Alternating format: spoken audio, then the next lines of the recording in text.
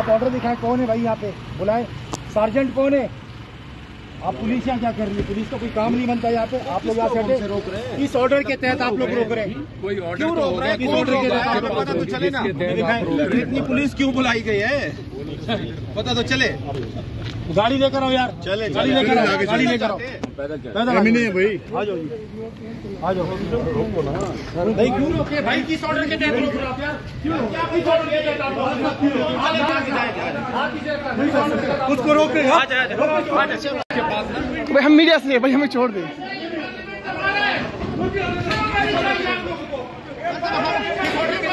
हटो यहाँ से आप लोग, हटो आप लोग यहाँ से,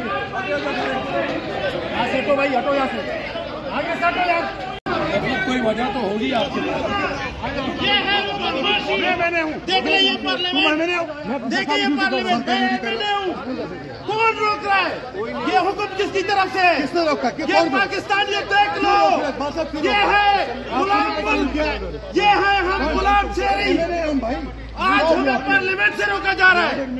अगर किसी को इतना शौक है तो वो इधर आके पार्लियामेंट को कब्जा कर ले, कब्जा कर लो पार्लियामेंट में।